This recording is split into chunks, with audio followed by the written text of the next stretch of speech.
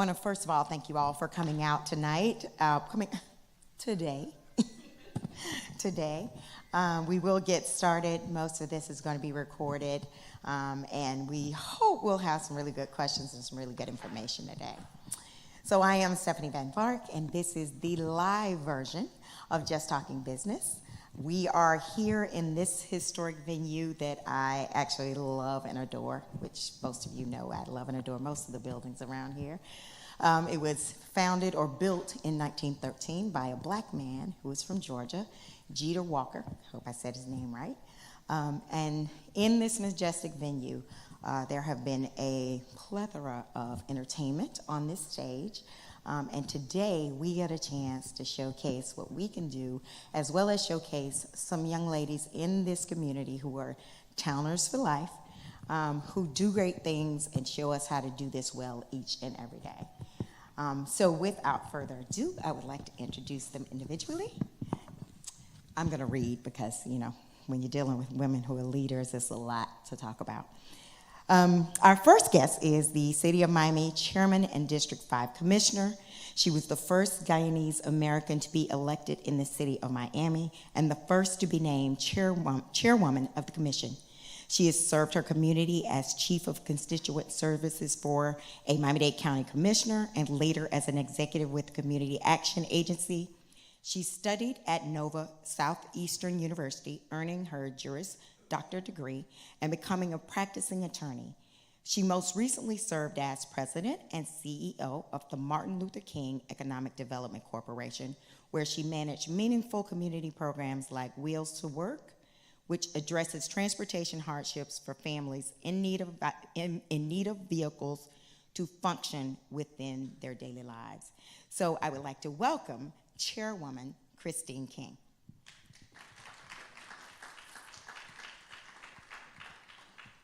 Thank you. Thank you. Thank you. Nice to see you. Good to see you. Thank you for agreeing to do this. Thank you for having me. Next, we have Trina Harris. She is a mom of two beautiful girls, a businesswoman, and a community advocate. She's a towner for life, which means she was born in the heart of one of Florida's oldest black communities, Overtown. Trina earned a master's in public administration with a specialization in leadership and nonprofit management from the University of West Florida and a bachelor's degree in health service administration. She is proud of her experiences at Miami-Dade College. With over 15 years of relevant experience in nonprofit management, issue-based advocacy, and small business development, Trina is the new CEO of Touching Miami with Love, a community-driven nonprofit organization that offers holistic youth and family development program to nearly 400 youth and adults in Overtown and Homestead. Trina also owns Suite 110 Urban Wear, also here in Overtown. She is a council member of the Overtown Common Good Initiative launched in 2014 by the Allegheny Franciscan Ministries. She also serves as the executive and governance committee of the Underdeck. Meet Trina Harris. It's a mouthful, right? Thank you. Thank you. Thank you. Thank you. And finally, last but certainly not least, our host and sponsor today and director of the Black Archives and Historic Lyric Theater is Kamila Pritchett. Before becoming the director, she served as a development coordinator and then the operations and programming manager of the Lyric Theater. Prior to her work at the Black Archives, she worked as a journalist for a decade and then an outreach liaison for a maternal and infant health nonprofit organization. She received a bachelor's degree in English with a minor in African New World Studies from Florida International University and an associate's degree in journalism from Miami-Dade College. She is a member and president of the Greater Miami chapter of the Links Incorporated, as well as a member of the Alpha Kappa Alpha Sorority Incorporated. Meet Kamila Pritchett. How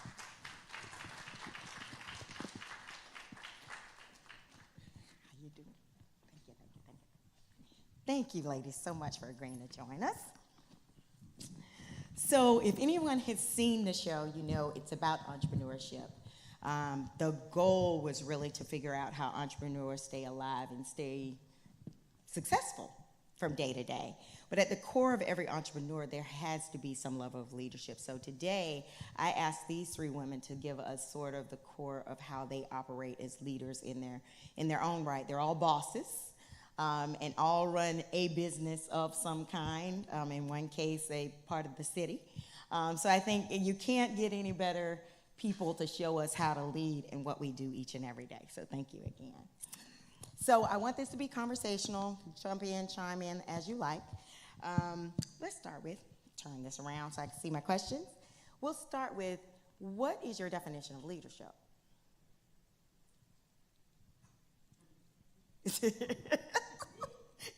Okay, I'll start with that.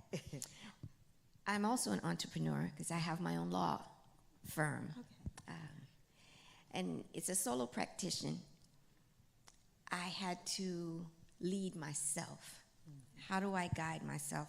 And I think if I had to sum up leadership and leadership skills, the first thing I would say is that I lead with empathy and being nice. Because when you're responsible for other folks and what you do, no one likes a tyrant. And I don't think any business thrives with a tyrant at the helm. So I try to treat everyone the way I would like to be treated. And more importantly, I try to treat everyone the way I would have them treat my mother. Because that's what kind of keeps me in check.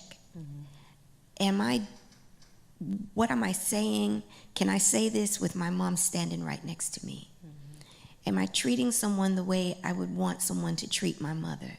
And that's kind of my guiding principle to leadership. I don't know if that's a very appropriate or, very standard, great response, but that's what kind of guides me in my path to leadership. Am I conducting myself in such a way that my mother would be proud of me? But you tapped on something kind of interesting there, that each leader has to guide themselves and sort of set their own parameters. So, you've come up with this formula. How have all of you come up with a formula of what you feel leadership will be on your path?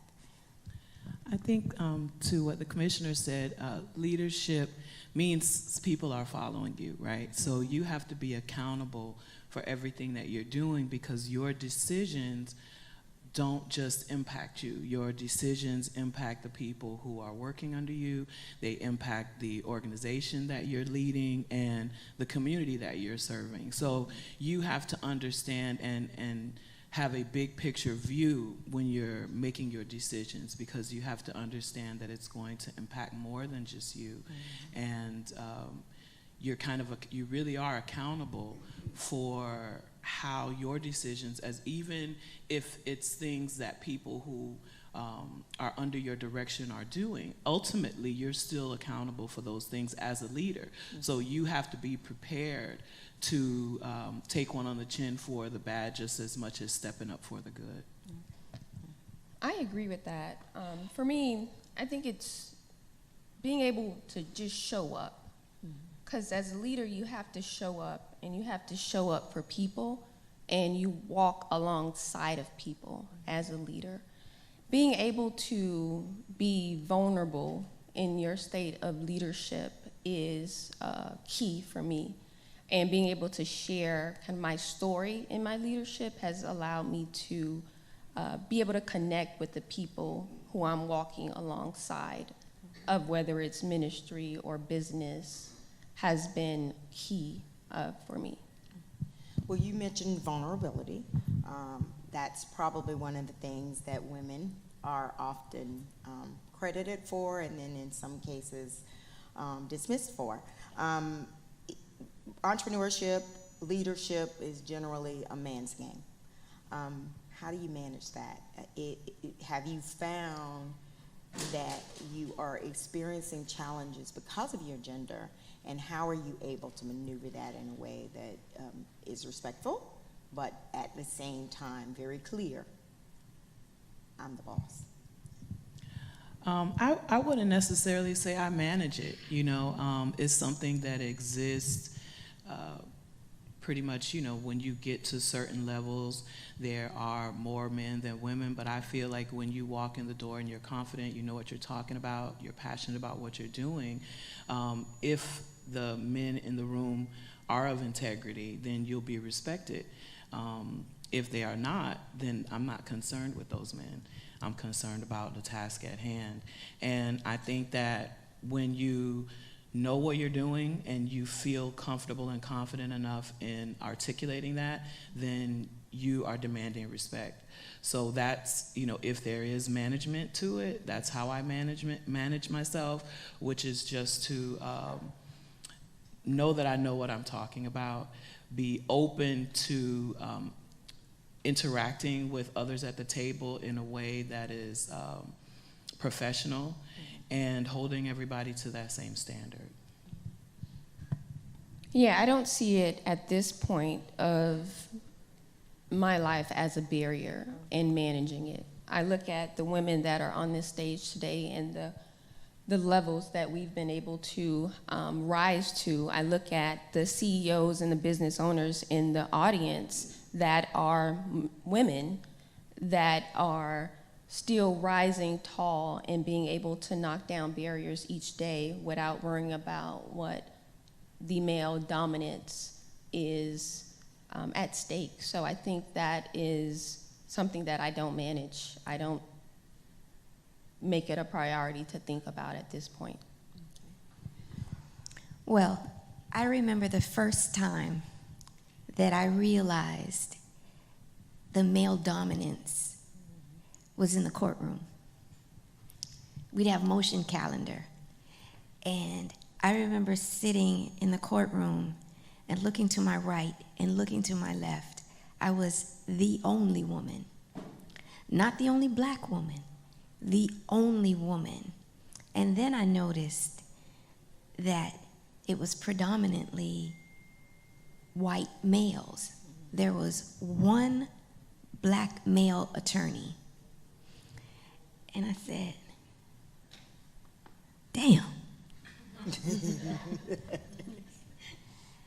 I'm the only woman sitting here. But it didn't bother me because I had what they had. I had a law degree. I was admitted to the Florida bar just like they were. And I was working because I was in the courtroom working. But that moment for me crystallized there is a difference, and I am in a male-dominated career. But as long as I knew what I was doing, I was making a proper argument, and I was doing good work for my client, it didn't bother me.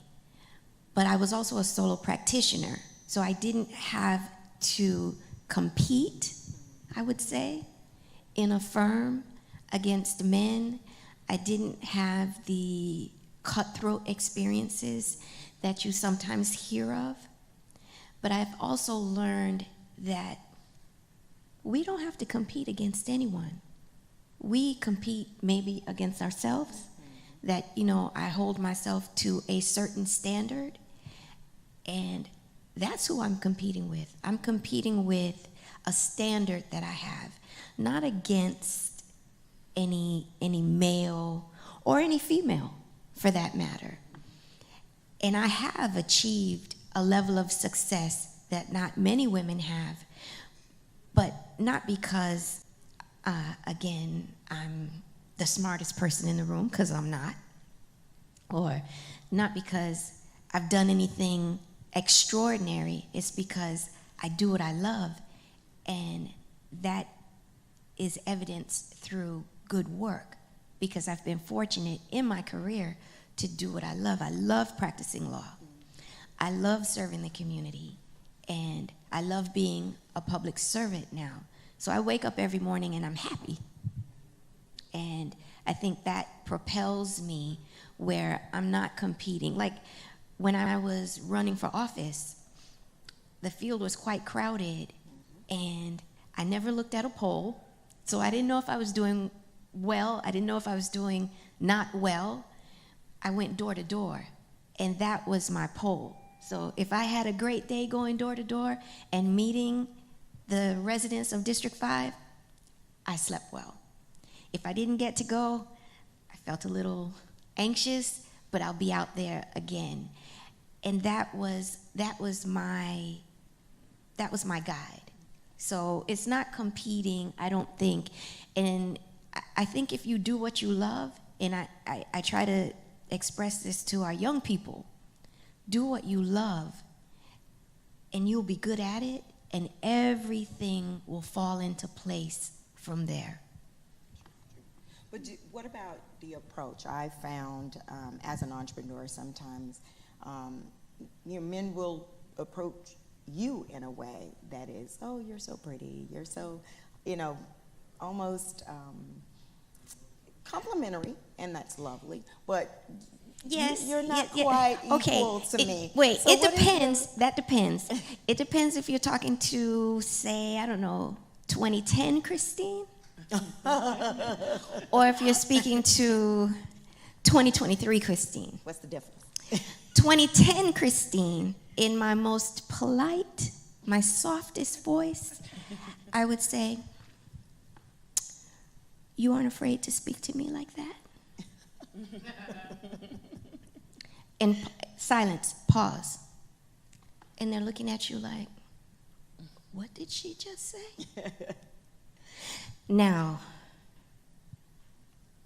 1990s Christine, oh, that's a different story. That's a different story. But 2023 Christine, she says, thank you. And keep moving.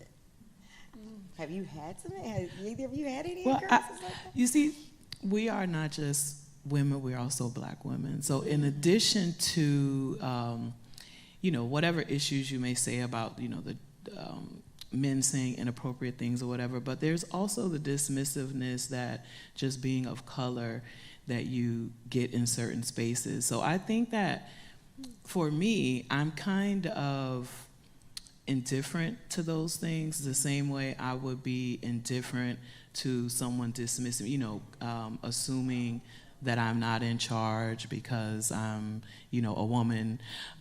Those things is kind of par for the course being Black, and then it's kind of double down when you're a Black woman. So sometimes you just learn to, unless it's completely egregious, I feel that not engaging to some of those comments, because some women do giggle and think that it's cute, and that perpetuates that type of behavior. So if I don't engage and keep on with the business that I'm there for, then hopefully that conveys the message that, that's not the conversation I'm trying to have. I agree. The lack of engagement in those comments sets the bar, sets the standard. Because at the end of the day, the way certain women carry themselves, you may not get those snarkly remarks from men. But I can say, too, the early 2000s, a young girl from Overtown, you would have definitely got something a little different. So we're going to have a conversation about these decade people here. That's the next show. So, okay, so let's switch scripts a little bit. I sort of believe that there is a moment in everyone's life where the switch goes on and you kind of know who you are, the trajectory of where you're going. So can you tell me the moment you sort of felt like you were going to be a leader of something? And was it as bold as a situation presented itself and you stepped up, or just the trajectory you were going? How did you know?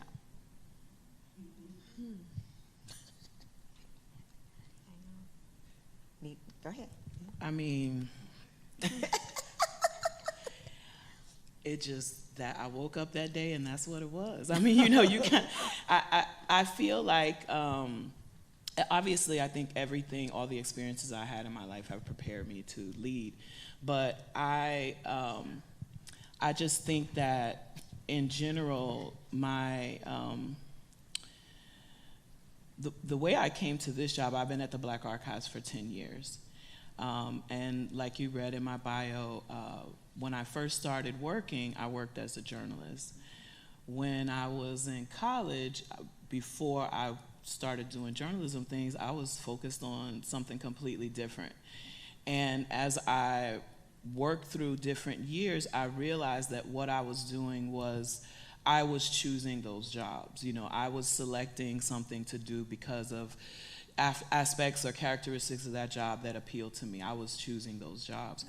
But then the Black Archives came about at an interesting time in my life. My father had just passed away. I was thinking about leaving the job that I was working at, and I was not sure where I was going to go. I came to an event at the Ward Rooming House celebrating the Happy Birthday Miami. And when I walked in, there was a big cardboard cutout of my grandfather when he was a radio host for WMBM back when it was a public affairs radio station. And I had always known that my grandfather, you know, had previously worked as the editor for the Tropical Dispatch, which was a Black-owned newspaper. And then my grandparents were, you know, they were popular, but I took for granted their role in the pioneer community in Miami. And by being exposed to the Black Archives at that event, it kind of opened my eyes up to a history of Miami that I had lived among, but totally not known about. So I feel like in that moment, this job selected me. And because I felt a personal connection to the history that I'm working to protect and preserve, that's what has driven me. So that is where my trajectory was taking me towards, you know, trying to invest in the history that I had not been connected to previously. And then because of that passion and because of that drive and because of the work that I poured into the organization is what made a way for this opportunity when it presented itself. For me, the role of being a leader, I think, came when I lost my mom in high school. And I had to be the head of the household and take care of my younger sister. And from that moment, I knew I needed to step up. And it's about showing up, stepping up, and taking charge. And from that experience to, I mean, Stephanie, me and my husband started from selling shoes out of the trunk of our car and to opening a brick and mortar location here in the community of Overtown and stepping out on faith in that leadership role of, people thought I was crazy. You're opening a store where? In Overtown? Back in the early 2000s? What? But taking that role and turning it to a business that has evolved, that was the step when young people was like, when you're walking down the street or you're in the grocery store and you see young people and they're like, that is the owner of a business. She owns this store. Or she's my coach at the park. And they're looking up to me for guidance in leading. Or we're in the last second of a game and they're like, what are we doing? And you have people that are looking to you for guidance. I think in all of those little moments have been able to get me where I am today, to be stepping into the role of the CEO of an organization where I'm the first woman CEO, the first African American to hold a position at our organization. All of those moments are like, wow, this is here, this is happening, and this is my path. Very nice. Very nice. I can't point to any big aha moment. I could tell you that every part of my journey, I received a sign. I pray all the time, all day long. I was going to law school. I had to do the conditional program. It's a summer program, a 6-week summer program, and you had to get a certain grade to be accepted into law school. I went to Nova Southeastern University, Shepherd Broad Law Center. Every day, I would take the turnpike to get to school, pay. And I'm praying, and I say, one day, God, when I get into law school, I'm going to get a sun pass. And it's a week before finals, and I'm going to pay, and I see this big sign that says, get your sun pass. And I asked, at the time they had toll booth operators, and I asked the lady, I said, did you just put that sign up? She's like, no. I said, I pass by here every day. I've never seen this sign. And she says, no. Put my money, and I drive, and I say, thank you, God, because I knew I was going to pass that course, and I was going to law school. And that's how my life really has unfolded. When I worked for a Miami-Dade County commissioner, I called the commissioner. He had just gotten elected, and I called him and I asked him what was he going to do about cleaning up our community as he had promised. He asked me to make an appointment, come and meet with him, and he said, would you consider volunteering and helping me? And at the time, I had time on my hands, and I said, sure. I volunteered. I cleaned up lots. I got abandoned cars picked up. And he offered me a job. It's just how my career, my journey has unfolded. I remember I wanted my son to go to PACE, and I said, God, I need to make a little bit more money, and I'd like to be a professor. And I went to Barry University. I got my undergraduate degree from Barry University, and I was there. I needed to get my transcripts for the Florida Bar for my application. I needed to send my transcripts to them. And I went and I looked at the employment bulletin board. And a gentleman was standing there, and he's watching me looking at all the positions, and he said, what are you interested in? And I said, I'd like to be a professor, an adjunct professor. In what area of discipline? I'd like to teach American government. And I can't make this stuff up. He was the department head for the political science department, and he hired me on the spot. Oh, wow. Very And cool. that is just how my journey and my faith, and that being the adjunct professor gave me the little bit extra money I needed so my son could go to Pace High School. Very cool, very cool. So let me ask, so we've talked about your journeys. Let me talk about your day. When you wake up in the morning, that might be more difficult to talk about, right? How do you start your day, and what's your plan for the day? I have a routine. Okay, okay. I have a routine. I wake up and I pray. I say thank you, right? I told you I pray all day. I'm in the car praying. I'm sitting up here praying. I pray all the time. And I say a prayer, and I take some deep breaths. When I get out of bed, I stretch. Before I hit the bathroom, I stretch. And then depending on what the day is, for me, my phone is on silent from 9 o'clock at night until 9 o'clock in the morning. I'm very protective of my time. So that time is for me to work out. That time is for me to organize my day. And now I find that I'm organizing my day before I go to bed. So I'm thinking about it, I guess, in my sleep.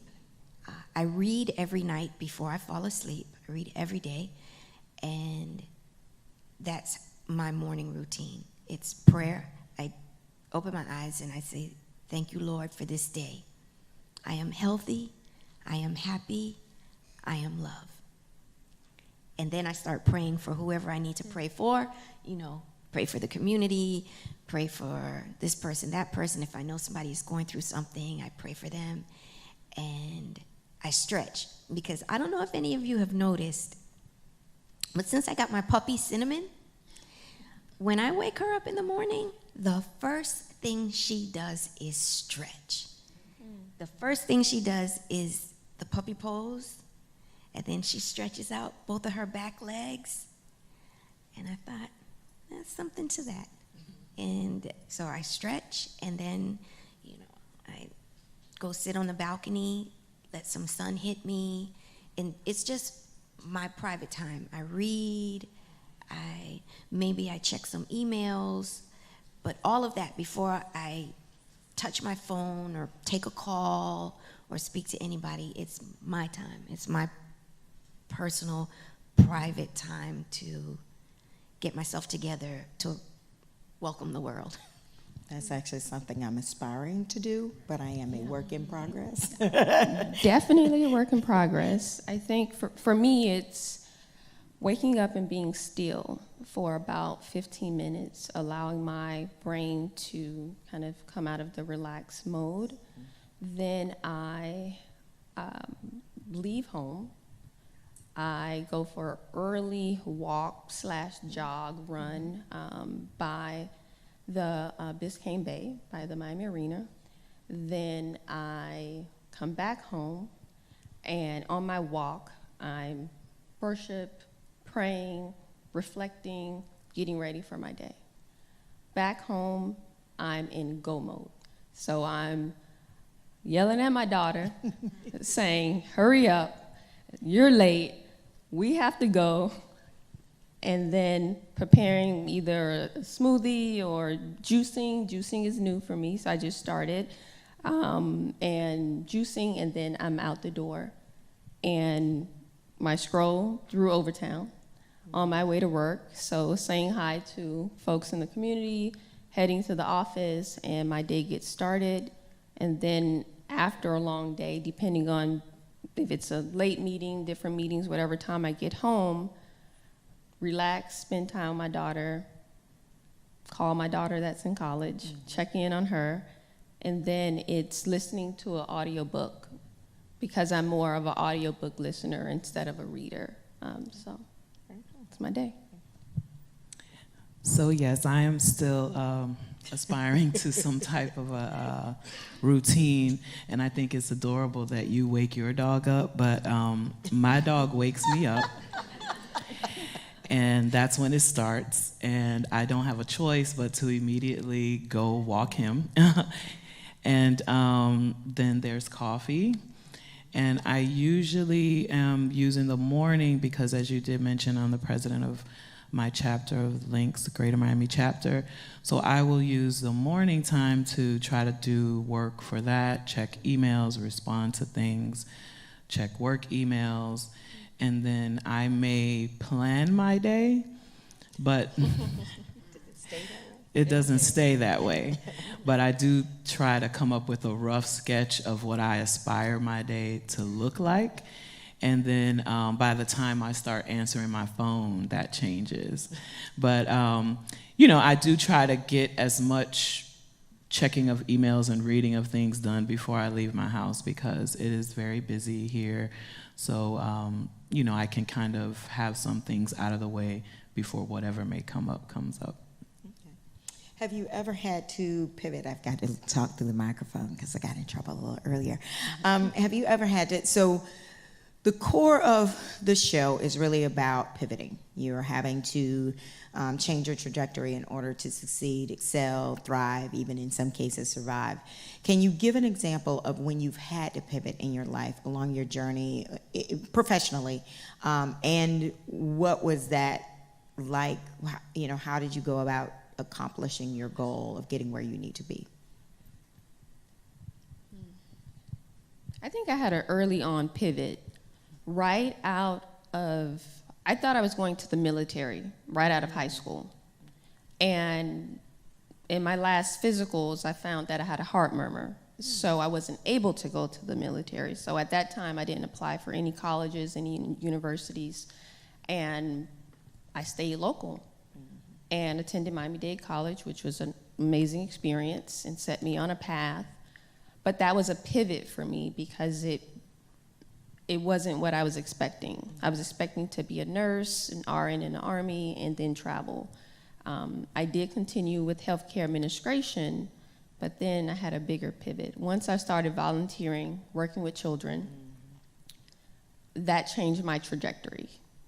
I ended up leaving my full-time hospital employment, working in the blood bank, to working part-time with Parks and Recreation, City of Miami. And that put me on a course to serve children and youth in the community of Overtown. And through that journey, it changed my trajectory that now I'm able to serve more children and youth, not only in Overtown, but in Homestead, in the communities to really uplift young people. So leaving one field to the next was definitely a pivot for me. And I'm grateful for that. It's allowed me to impact the lives of many, and it's been impactful for me as well. You found where you're supposed to be. Well, I mentioned, I touched on before, I had started out in journalism, and I really liked journalism, but to be honest, I was writing at the late 90s, early 2000s, and my salary was very low. And it was a job that I transitioned to from college. I had been writing when I was in college. And when I graduated, I was doing entertainment writing. So it was fun having a press pass and going out. But then, I became an adult and had to take over my own bills. And, that cute salary wasn't cutting it. And so I really just made the pivot to working at this maternal, infant, and health nonprofit called Healthy Start, because I had a friend who worked there and I needed to make more money, which is still laughable that I went to a nonprofit to make more money. But I still wanted to do something I was passionate about, and I really enjoyed working with that demographic, with new mothers or expecting mothers, and doing health education in the community. I thought it was very important. But the leadership there was horrible. It was a stressful, very, very stressful job. And my father passed, and one of the things that, he talked to me about before passing was, finding something that I really was going to enjoy to do. He knew that that job was miserable. He said, you have the rest of your life to work. You need to make it something that doesn't feel like work. And I didn't know what I was going to do, but I went to a staff meeting, and as a director, I would not suggest anybody leave their job in this way, but we went to a staff meeting, and the man was just standing there just on a roll talking about how, basically horrible everybody was, and you should be glad you all have jobs. And it was just like one of those moments where you just have clarity, like, why am I here? And after that day, I didn't return, and like a couple weeks later, when I said I went to that event where I saw my grandfather's cutout, I had spoken to Dr. Fields, and she was talking about the potential of the organization getting a new grant where they would be able to bring on new positions. So I quit my job on like a Tuesday, and Tim Barber, the former director here, called me in for like the next week, Thursday. So I still had like a check coming from the last job, and I just was like, well, because usually, my mom put it in my head, don't leave, you don't leave a job until you have another job. That was like insane. Right. But, I felt propelled by my father. Like, well, my dad said I need to be happy, so we're going to figure it out, He going to make a way. So you had Hollywood moment is what you had. And it happened. I will say, I think he was looking out for me because he knew I would do crazy, erratic things like that. And he's like, I'm going to just let you slide on this one. And it ended up happening where I got the job, like a week later, and it worked out. And I came to the Black Archives and just fell in love with the work, fell in love with the history and the community. And that was pretty much the biggest pivot, because I feel like this is where I'm going to be. And you tapped on something pretty interesting. You talked about how the leadership was really horrible, and I think we've all experienced a bad boss or two. I tapped on something, didn't I? As the leader, who are some of your influences to maybe leaders you've had in the past that have helped you craft the leader you are today? And I'm going to ask you to do your own report card. How well do you think you're doing? Well, I didn't have a big pivot moment. I think the big pivot moment for me in my life was the year I took off to be a full-time mom. Okay. Like, I could not do what I'm doing now if my children were little. So I was very involved with them. And when my baby girl was born, I was fortunate enough to be able to stay home for a whole year. And I loved every minute of being her mom and seeing her develop that year. And then I went to law school just after that. So she actually stayed home with one parent for the first 3 years of her life. And I nursed her for 18 months. I was a full-time mom. I know that's right. Yes, I was a full-time mom. And that was my big pivot moment. Like I said, the other moments in my life just kind of evolved. But I did learn from everyone. I am part of the Community Action Agency family. That's the department I transitioned to once I left the commissioner's office. They really instilled in me a sense of community. And I learned how to be a good leader from the good ones and the bad ones, what to do and what not to do. As well as when I was in law school, I learned from my professors the type of professor I wanted to be and the type of professor I didn't want to be. So I take all of the experiences, some might say were bad experiences, but I don't consider bad experiences. I consider them all opportunities to learn. And it shaped who I am, because that tyrant was not who I wanted to be. But the ones that were generous and giving, but you also get the work done. So you figure out a way to manage people in a way that you allow them to be great, which catapults you. Because what we do, we don't do without a team. And if you don't have a good team, you aren't any good. So I've along my journey, I've met one of the meanest women in this world. In the whole world? In the whole world. She still holds that title. She's the meanest woman I've ever met. And I said, I never want to be like that. Because some people in power use that power to step on your neck and make you feel small. And I felt for some of the folks that were my friends that weren't in the position that I was in, but they had to come to work every day because they had to take care of their family. So they came to work every day with anxiety, stressed out, worried. Nothing that they could do would be right, and you having someone yelling at you for no reason, and that's just not who I wanted to be. And I take all of those lessons, all of those opportunities, and I don't forget them.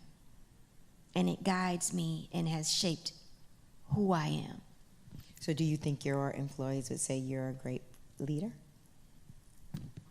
Christina?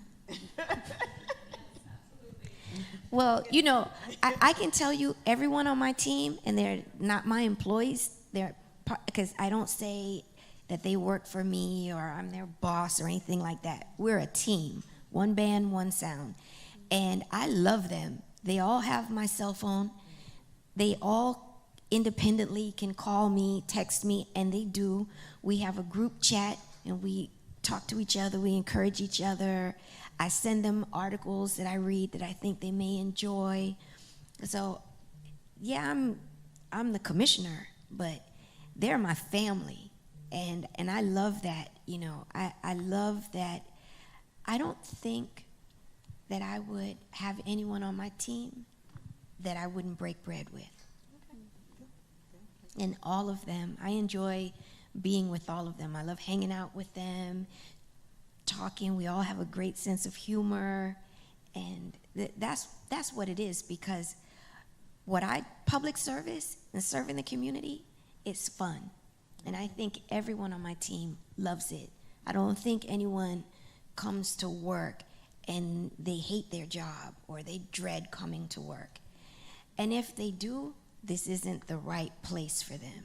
So they shouldn't, and I would help them. And I would hope, my team, if they say, I want to take a training on, I don't know what, absolutely. Because this should catapult them to wherever they want to be. And that's what I want to be, a catalyst for that. So. Well, so throughout my different jobs, I've had good leadership, and as the commissioner said, I've also learned from poor leadership. I've learned different things institutionally.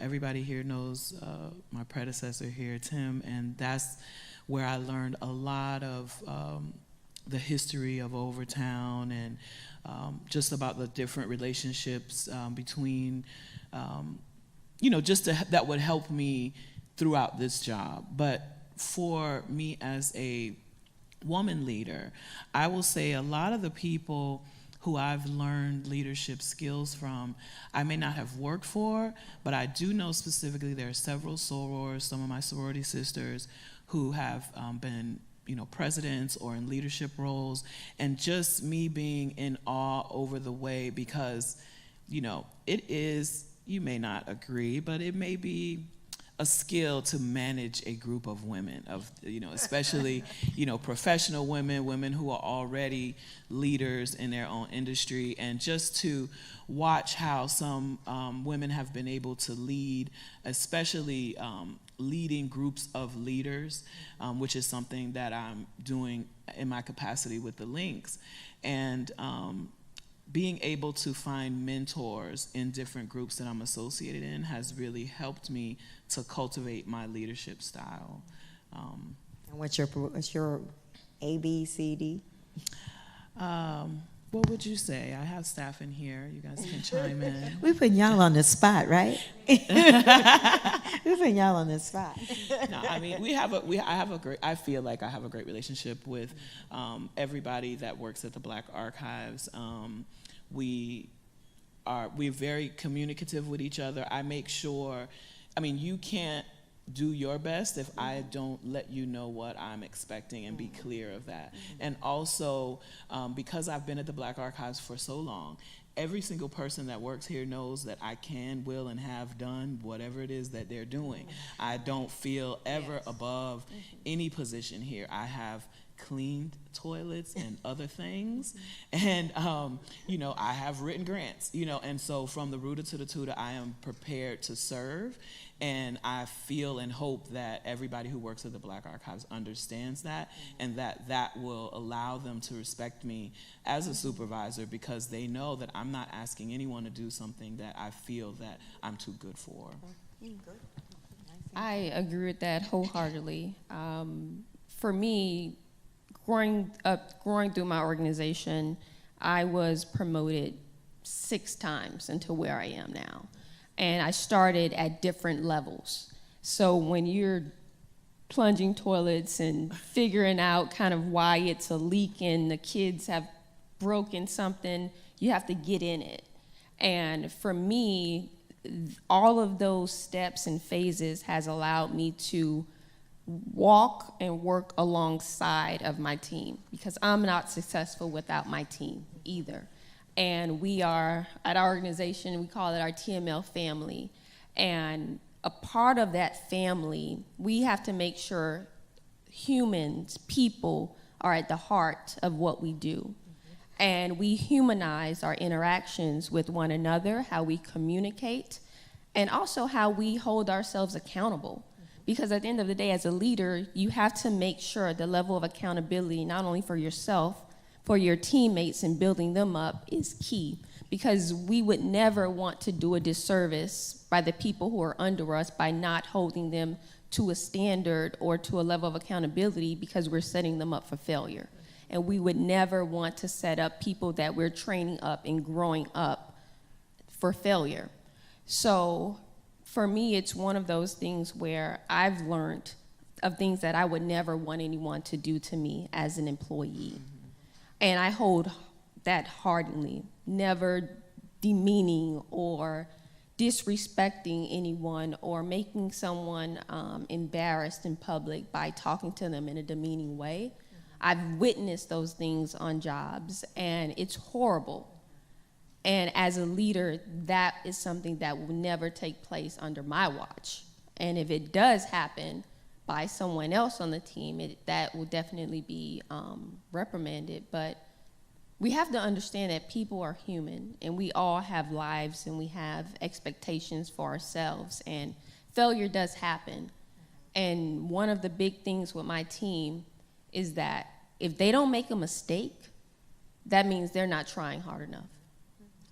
And we're not trying hard enough because we're not pushing the envelope if we're not making mistakes. Because failure is inevitable. And what is your report card? My report card. You My have no staff members here, right? I mean, I have Gotta be I put have on a the board. spot. I have an actual one of my board members are sitting here in the that's audience. really good. So That's my really board good right member there. can definitely rate me on my report card for sure. But thank Yay. you. Well, I think you ladies are all A+ in my book as well. I think we are coming to the end of the program, so I want to thank you so much for agreeing to do this. But before we go, are there any last words? I want to turn the last words over to you, even though I will have to say thank you to everyone else. But I want to turn the last words over to you. I'd just like to say thank you. Thank you for doing this. Thank you for having this platform, because we need various avenues to reach people. And it is inspiring if you just touch one person by doing this. You've cemented your place in heaven. Oh, thank you. Thank you. I hope y'all heard that, right?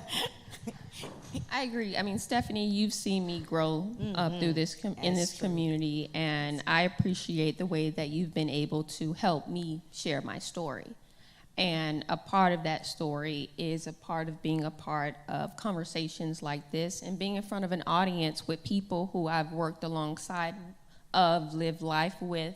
And it's an honor to just be in this space and this platform to be able to share. So thank you. Thank you. Thank you. Thank you. Stephanie, I want to echo that. I mean, when we talked about doing this program here, the reason why I think it's important is because really, although, yes, we are women leaders, we're not unicorns. I mean, if you look in the audience right now, you have Celia, you have Nicole, I can't see, but there, we have other females who are leading, who Miss Jackie Bell. Okay, Miss Jackie Bell. See, I can't see. That's why I don't call names. But and people who are leading in the community, who have led in the community, and we're here. And so hopefully this conversation will not only amplify our voices, but it will encourage other women to take that step forward, to continue to pushing forward, because there are opportunities for you, there are spaces for you, and we're here holding those spaces. Thank you so very much again for agreeing to do this. I think, and I hope, I know I learned a lot. I kind of privately do a lot of this for myself so I can learn stuff. So I hope the audience did as well, and we will be, this was recorded, so we will be sharing this on 3 different platforms, I believe. So I thank you to our guests. Thank you to the audience for coming. Again, I think there were a couple of names thrown out, but definitely for ladies whose shoulders we've had to stand on in order to be leaders. We couldn't have done it without you, as well as, and again, Ms. Bell is an example of that. Again, I want to say thank you for this extraordinary venue. It is really a gem in this community, has always been. I look at it as the anchor for all things that's going to be happening. So please, I encourage everyone to come back to do everything you can in this venue. It is extraordinary. I'd also like to thank our sponsors, again, the Black Archives and the Lyric Theater, the City of Miami, I want to really say thank you for that. The Southeast Overtown Parkwest Community Redevelopment Agency. That's a mouthful, right? I'm so used I'm so used to saying CRA, but I want to thank them very much for their support. I want to thank Rory Lee, the county, Miami-Dade County, yes, because they have been very supportive of what we do here in this community. And my friend Jennifer for the breadsticks that she offered to everyone. Please take some with you. They are amazing. But also for being a supportive friend and sponsor as well. And to all my other friends in the audience, I do appreciate you for being here. So thank you so much, and I will see you all soon. Have a great day. Thanks for coming out.